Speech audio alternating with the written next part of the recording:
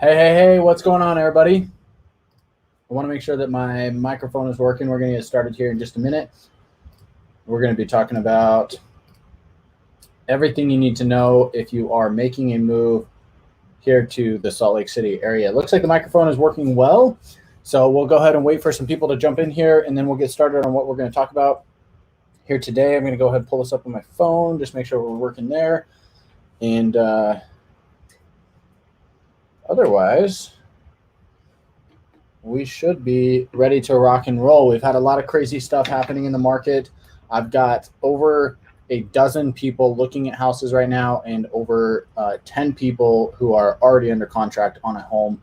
So it is pretty crazy out there.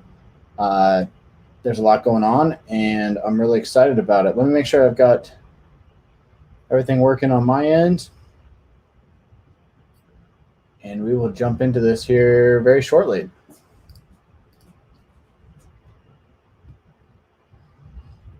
If you guys have questions as we go through this, let me know what your questions are. Feel free to drop a comment down below, and we'll chat about them and see what we can do to answer your questions and help make that move here to Salt Lake City a little bit easier. We're going to be talking about the market here today, what we see in the market, how things are going with offers, how things are going with pre-qualifying, with prices, and everything along those lines. So let me come over here.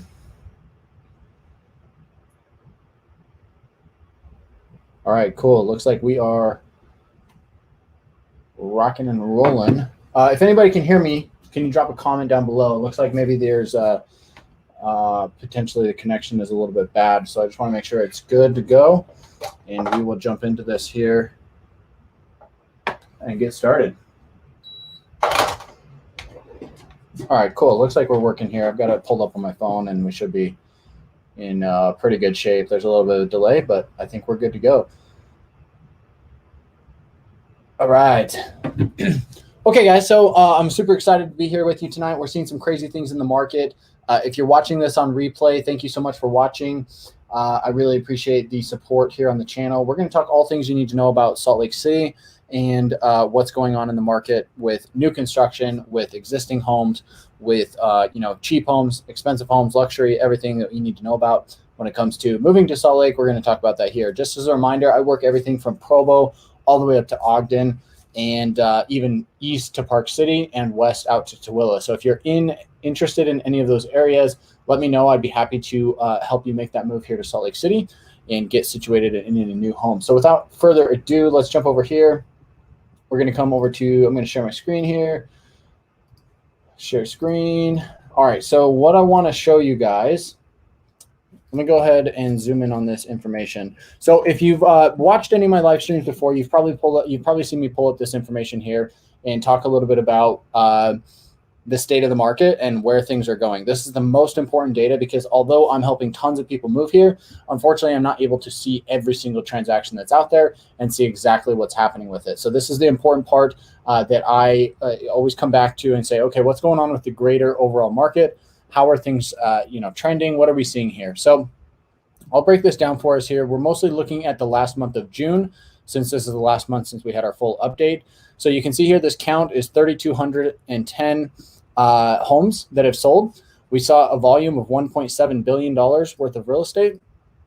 A median sales price jumped up to $465,000, which is 105% of the original listing price. So the sales price was actually 5% on average higher than what the list price was. So if you go out there and you list a home for $441, it's going to sell for $465 on average. That's a very important number to know because it will give you a gauge as to where the market's at and what's actually happening in the broader market. So you can see here that that is pretty typical for what we're seeing over the last couple months. Since March of this year, we've been at 105% here, 105, 105, and 105. But we are seeing that the sales price is going up quite significantly. So we've seen the sales price go from 420, 440, 450 to 465. So we've seen these big changes in the market. Even if you just bought a house in February, you've already gained, $60,000 worth of equity. That's absolutely insane. What is that? That's like over 10%. That's almost 15% just since February of this year. So Yeah, the market's nuts. You know, I'm hoping that things are cooling off. That's a little bit of what we're seeing. We're going to talk more about that here in just a little bit. So also, as we go through this, make sure to drop a comment if you do have any questions about this information or about what's going on in a particular neighborhood or whatnot. So median square foot, we don't care about that too much. Median price per square foot is a little bit helpful. You can see there's been some big increases in that as well. Just even at the beginning of the year, we are under 200. Now we are well above that at 210. And so far in July, we are sitting at $215 a square foot. So that has gone up as well. The important thing that I really want to touch on here is the number of sales that we're seeing, as well as how many days they're staying on the market. So this median CDOM is cumulative days on market. And you can see here that we've had a slight increase from 5 to 6 days. Now, that might not sound like a whole lot, but what this basically means is that we are seeing homes sit on the market for a little bit longer compared to where they used to. Over the past 4 months before that, February, March, April, and May, it was 5 days. 5 days on market, and that was it. So basically, if you are listing a home, it's priced right, it's in a good neighborhood, those homes are selling in 2 days. 1 to 2 days is pretty normal. But you might have some homes that sit a little bit longer, right? This does include all price ranges. There's no restrictions on the price ranges on this data. So you're going to have that luxury home that sits on the market for 30 days, 45 days, maybe 60 days, just because there's not as many buyers in that higher price range. And so that's going to bring this average up. So as long as this number remains under 10, basically the market's on fire. As long as this number is under 10, we're seeing lots of sales happening, and sales are happening within just a couple of days of being listed. So even just the fact that we saw this go from 5 to 6 is a good sign. We want that number to be a little bit higher, because it doesn't mean, or what it does mean, I should say, is that the market is moving just a tiny bit slower, which gives you a better opportunity to get into the home that you want. And it also kind of slows down the price growth. If you're a homeowner, yeah, the price growth that we've seen is amazing. If you're not a homeowner, then it sucks, because you're paying more to get into a home, but unfortunately, I still think it's going to kind of continue to trend that way. Even though here in July, we're seeing that the median sales price is lower, the month has not closed out. So this information here is not totally accurate, but I think that prices will continue to creep up. The other thing I want to talk about is the count. How many sales are we seeing each month? So you can see that sales are way down from where they were in the winter, which is pretty typical. We usually expect sales to be about 50% of what they would be in the from the winter to the summer. So you can see here that that is almost what has happened. In January, we saw almost 2,000 sales. And then in June, we saw 3,200 sales for the entire month. So what that means for us is we're seeing an increase month over month. April was at 2,900. May dropped just a little bit, not a big deal. And then June was at 3,200. So this is a very good increase to see. It is not back yet at the levels that we saw last year. If we come back here to 2020, remember that in April is when we saw the pandemic hit. That's when everything hit. Everybody closed down. Nobody knew what was going to happen.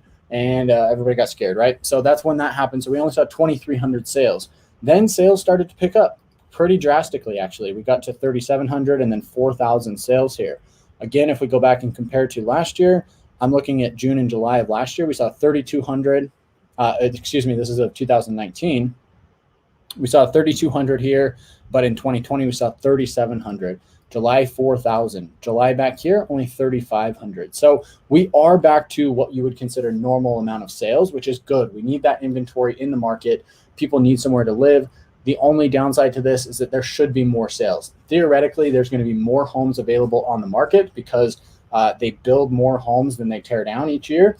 And so there should be theoretically more homes that could go out there and sell, especially with the demand that we're seeing right now. So I would have loved to see this number at like 34, 35, 3,600, 32. It is what it is. We'll take it. I would love to see July closer to 35 to 4,000. I don't know that it'll get there. We're on the 7th already here, and it's only at 432. So we might have a little bit of time before we get, back to full inventory levels. So after we've covered all that, I know we're talking stats, and it's not everybody's thing here. So if you have questions, let me know. Drop a comment down below. What's up, Zach? What's up, Aiden? Thank you guys for tuning in here. If you're still here, really appreciate the support here. So the last thing I want to talk about when it comes to statistics, and then we can answer any questions or anything that may come up for you guys. Last thing I want to touch on here is that we are seeing homes sit on the market a little bit longer in these higher price ranges. What that means for us is we are seeing homes sit for just a tiny bit longer than they used to in these higher price ranges. So I did an additional search here. I came in here and looked at all homes above 600,000 on the price, and this is what we can see. So we can see that the sales price is much higher, which is important, but not necessarily what we're concerned about. But the other important thing is that these prices are not moving as much as you would expect them to when all things are considered. This does fluctuate quite a bit. So you can see here they go 750, 725, 775, 750, 760, 766, 769. It's basically kind of staying flat, which is a good sign. That's a good sign for the upper end of the market. Days on market is just slightly higher, which you would expect because we're ruling out a lot of those cheaper homes that are going to sell really quickly. But we are seeing a softening in the market as well. In May, we saw an average sales price of 102% versus 103% in June. So we're seeing some good information here. You do get a little bit more bang for your buck as well when it comes to cost per square foot with this information. Now I want to go back here and I actually want to change this up just slightly. I'm going to put a cap on this of like, let's say 1.3 million, because we have a lot of homes that are in that million to 1.3 million range. And then after you go up the past like 1.3, you really go down on the inventory. There's not as much out there. The information we're still seeing here, we're still seeing some increases. So when we take out those ultra luxury properties, price increases are still trending up from where they were. At the end of last year, we were hovering in the low 700s. Now we're about middle 700s right here, and still selling above list price in most cases. But the days on market is going up, which is a great sign as well. And also inventory is going up. The reason why we need this inventory. What's up, Johnny? How's it going, man? Hope you guys are doing good. Reach out to me. Let's chat and catch up sometime. The other thing that's important about this is we need that inventory in those higher price range homes, because if we don't have that inventory, the people who are in the starter homes don't have anywhere to move up to. So it really kind of goes in progression, right? You've got the entry level homes that are like 3, 4, 500,000, and then they need somewhere. Typically there's going to be a family, it's expanding. They need somewhere to move to get into a $600,000, $700,000, $800,000 home that's kind of like a second home, a move up home, or somewhere that's just a little bit nicer. Those are the homes that we need on the market, because if those don't exist, people can't move out of the entry-level homes, which means that people who are renting or moving to the area oftentimes are not able to get into those homes. So that's very important for what we're going to see here. The good thing too was we're seeing a softening in the luxury market. Anything above $1 million is softening as well. If we come back here and just take out, we'll go $1 million to 2.5 million, because if we go above 2.5, honestly, it's that's like extreme luxury. There's not a lot of sales in that price range, and oftentimes it comes down to like the quality of the home and the materials that are used. The important information here, though, with this criteria, we're seeing that homes are selling just at or just below the listing price. So for June, there was 122 sales for $167 million. The median sales price was just a hair under what the listing price was. So really good information to have here. When it comes to the luxury market, we're seeing a lot of homes in the, along the eastern end of Salt Lake County start to get up into that $1 million range. And so this is a good idea to, kind of keep an eye on what's happening in this market here. So with all that being said, guys, that covers everything we need to talk about there. If you guys have questions, let me know. Drop a comment down below. I'd love to answer any questions you guys might have. I can show you a map about what's going on in the market. I can show you information about moving to Salt Lake, what questions you have about moving here from your current state. I can also talk about what people always mention about Salt Lake if you'd like to hear it. But let me know what questions you guys have. If you do have a question, drop it down below and I will answer that for you here. I'm just going to pull up a map, Utah State map. We'll get this pulled up here just in case anybody has questions about areas or anything like that. So one of the things I want to talk about with different areas that I get a lot, this is just kind of a random question here. We get a lot of, hey, Kevin, I'll get to your question in just a second here. One thing that I get a lot is like, hey, what's the difference between the east side and the west side? Well, what's going on is the west side, that northwest quadrant. Let me pull up the map here again. I'll just kind of show you guys what's going on over here. Let me pull up over here, go back to the map. Let's go to this one. Okay, so this northwest quadrant, this is where you're going to see more entry-level homes. This is going to be the area, Magna, West Valley, Glendale, this west side of Salt Lake City. This is more entry-level homes, and a lot of them are older. They can range anywhere from, the 1900s over here near downtown all the way to, new homes. And here in West Valley, there's a couple, but most of them are like 50s, 60s, 70s, and 80s. So that's going to be a lot of entry-level homes. Coming over here to east, this northeast quadrant, we've got the university area right here by University of Utah. We've got Sugar House right here. And as you move south here, it's going to get newer and a little bit bigger. So Sugar House is like a lot of 30s and 50s homes. There wasn't a whole lot built there in the 40s because of World War II.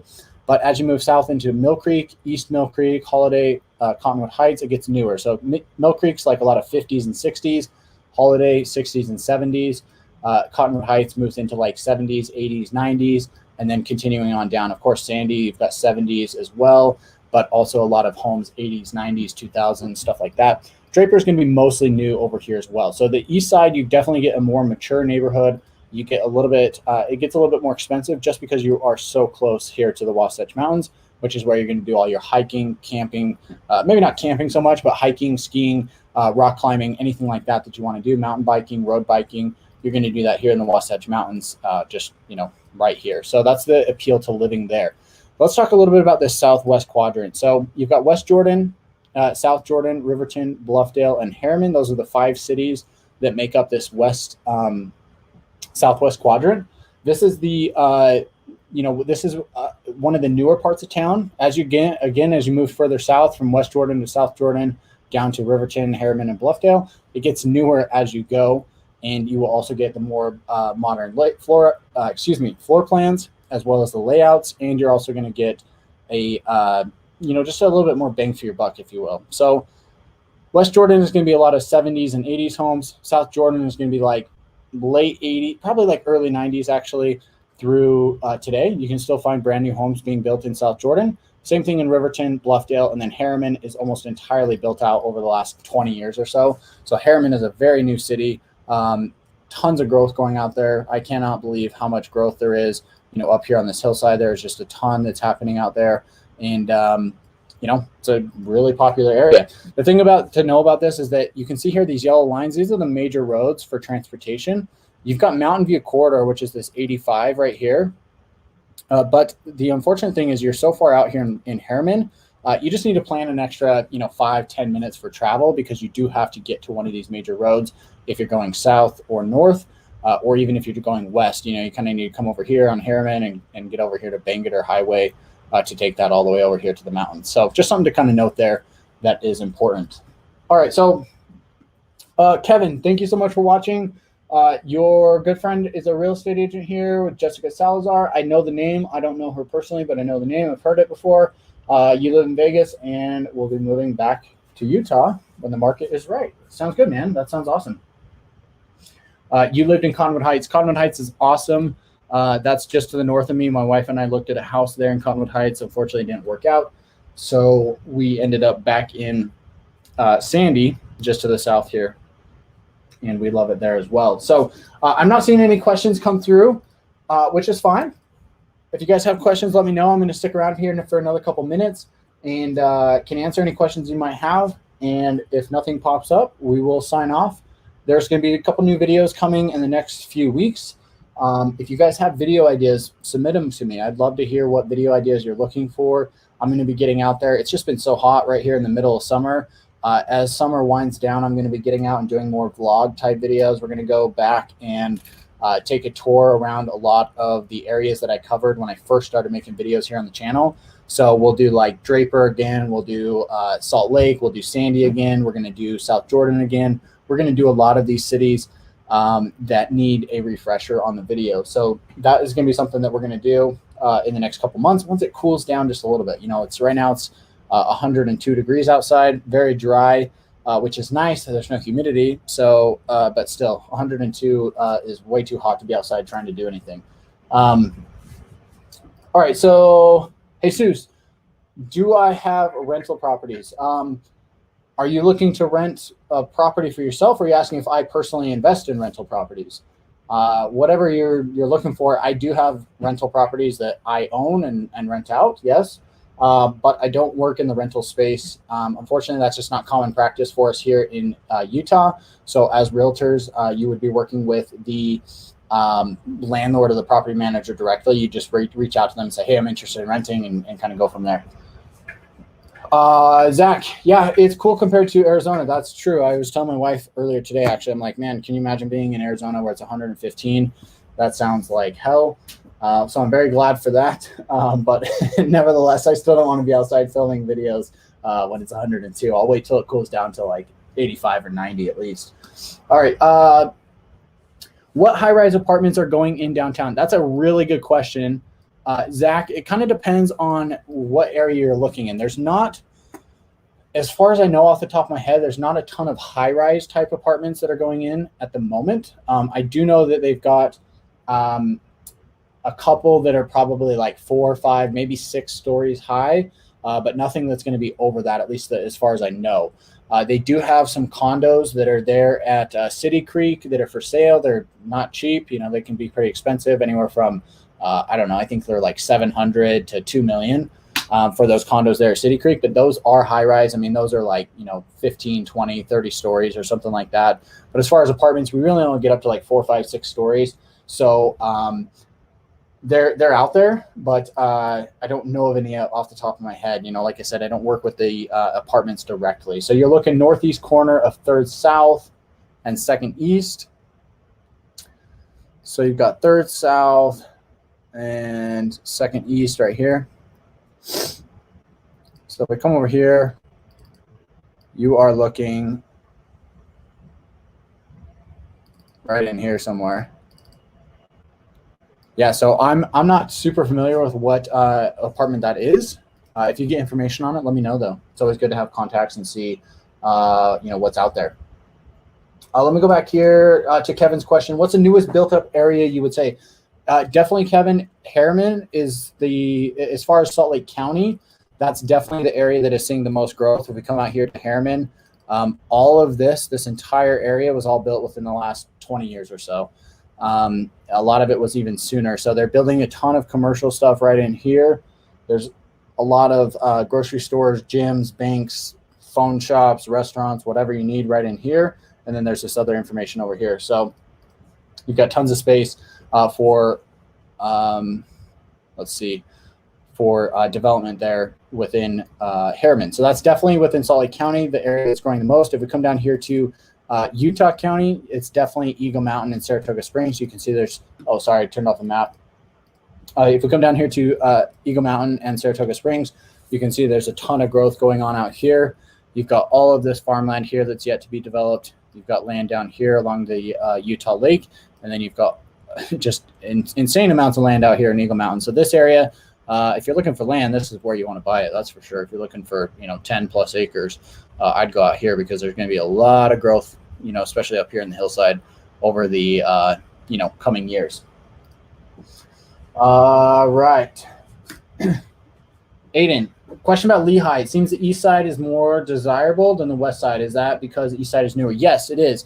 So when Lehigh was built, right down here, you've kind of got Old Town. You got Old Town Lehigh. That's kind of what we consider it. So you've got Old Town Lehigh down here, which is the older part of Lehigh. It seems like as neighborhoods age, they do definitely get there. They do definitely start to.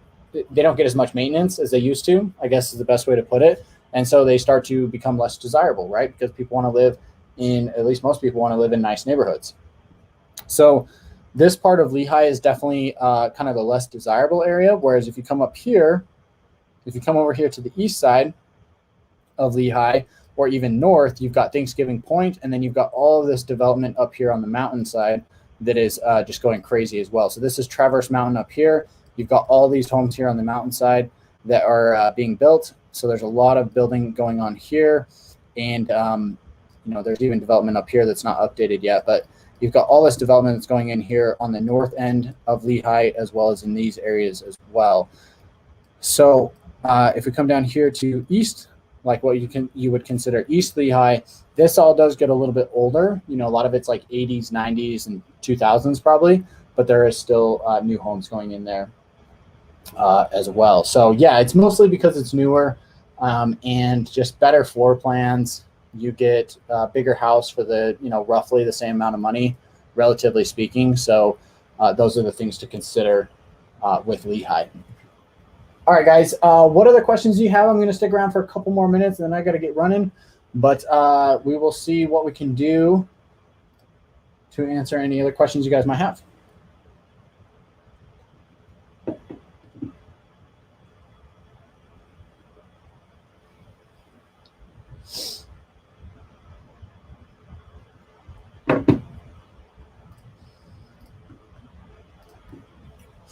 Harmon has a question about Magna. Seems like there's a lot of new construction in the area. So let's zoom up there on the map real quick. Let me pull this up.